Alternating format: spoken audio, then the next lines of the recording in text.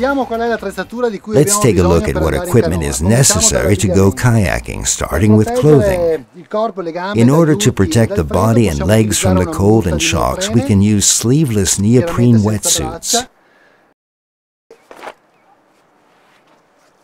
We can also use pants, again in light neoprene,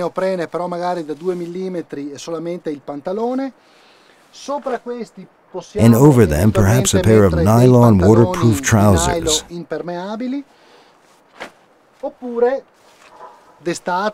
In summer, in warm rivers, we can use shorts like the ones used for surfing.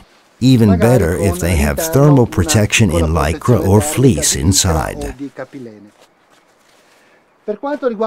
As for the protection of the torso, we can use a simple lycra top with a low thermal protection or a thermal fleece top. Garments of different weights or possibly several layers can be used depending on the climate conditions and temperature.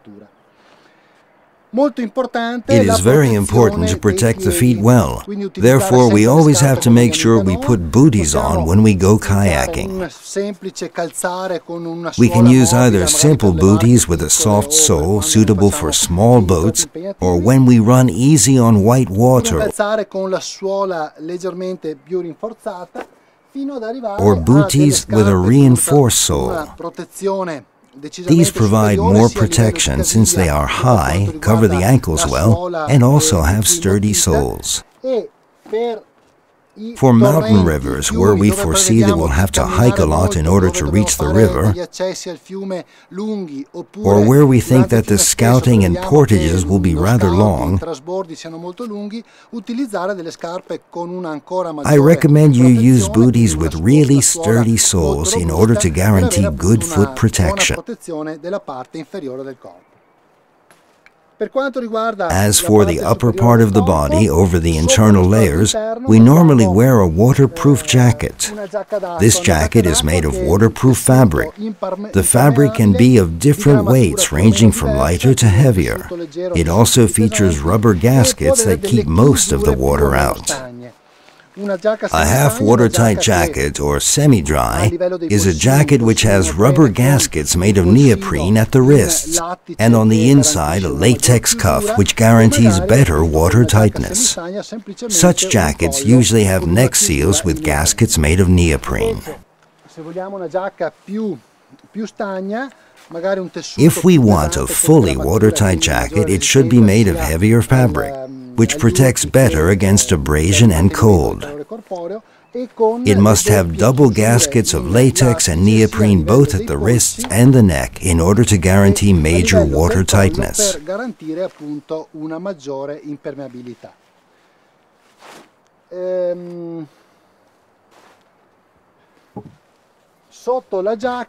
Under the jacket, we have to wear the spray deck that allows closing the cockpit and making the kayak watertight. The spray deck consists of a neoprene body tube and a neoprene deck section. The deck section has a piece of elastic shock cord sewn around it, which attaches to the kayak and seals it at the coaming. Finally, the spray deck must have this life-saving accessory, a webbing tab, which allows releasing the spray deck when we want to get out of the kayak.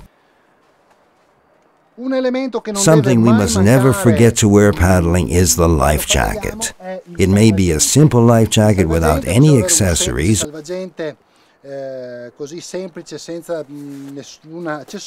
or one more advanced with various pockets and safety features like this chest harness.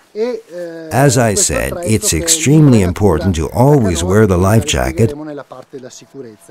La cosa molto importante è che il salvagente, come dicevo, deve essere indossato sempre e soprattutto deve avere la certificazione.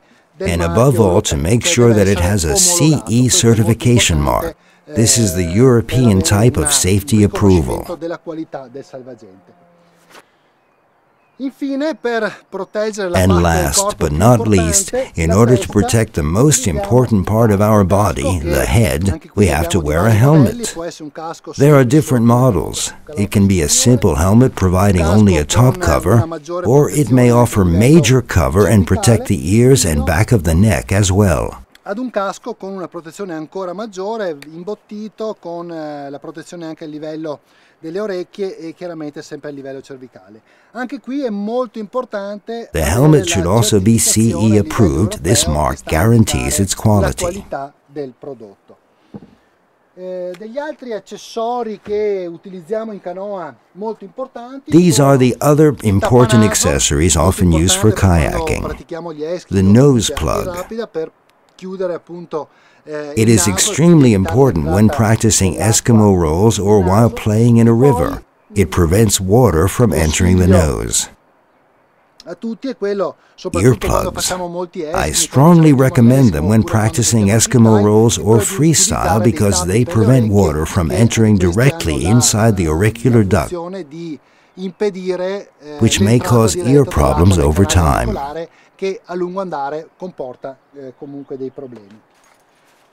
Under rigorous climate conditions, when we paddle in winter or in cold mountain creeks, we can use a light neoprene hat under the helmet.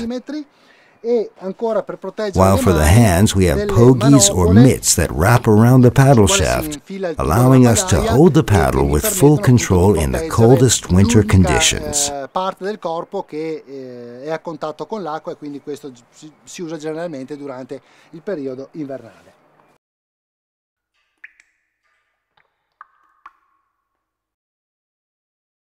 Let's see what a kayak looks like and what are its structural elements, this great means of transport that allows us to descend rivers.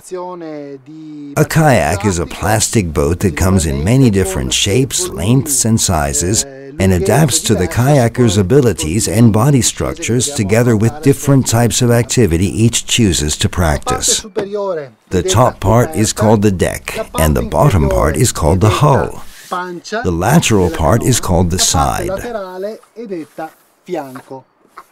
The front part is called the bow, while the back is called the stern. In the middle of the kayak, there's an opening called a cockpit. A spray deck can be fixed onto the cockpit's coaming. On the kayak deck, you can see the grab loops. Bow grab loops, stern grab loops, or deck grab loops that may be situated in different places. In this specific case, they are right behind and in front of the cockpit. Grab loops are used to hold the kayak, have a better grip of it, and as well use them for safety purposes in case of need. At the back part of the boat, there's a hole with a plug called a water drain plug, which allows you to empty the boat when it gets full of water. Let's see what else can be found inside the kayak. There's an adjustable seat that can be moved fore and aft. There is a footrest which helps us to rest our feet. It also can be moved fore and aft.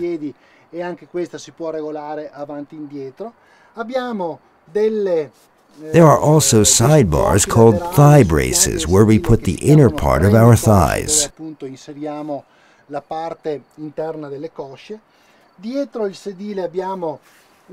The seat's back is called a backrest, and it supports the lower back.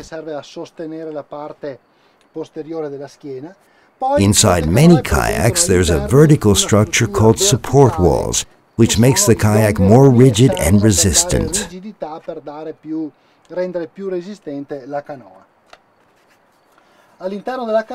Inside the kayak, we must always have airbags, which are air inflatable and increase the kayak's buoyancy.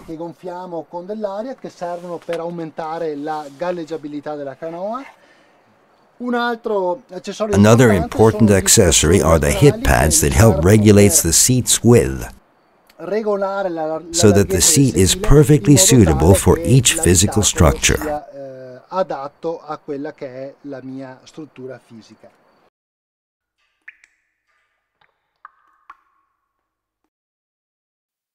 This is the paddle, the tool we use to propel through the water when kayaking. It's a very important piece of the kayak equipment. Let's see what it looks like. It has a shaft and two blades. The blade consists of two parts, a convex side we call the back face, and the concave side that we call the power face. Paddles are available in many different shapes and lengths. We can say that on a slow river, we generally use a slightly longer paddle, while on steep creeks it should be shorter. The shortest paddle is used for freestyle. A longer paddle propels more, while the shorter paddle is much quicker and therefore more suitable in mounted streams and for freestyle. Another important thing to notice is that the blades are not parallel, they have an offset angle. We can say that lately the most commonly used angle is between 30 and 60 degrees, but we can use more acute or obtuse angles depending on the type of activity we practice. Even though the paddle looks rather frail, it's actually a very strong piece of equipment since it has to stand all the strains and knocks which will inevitably happen between the paddle and different obstacles in the river.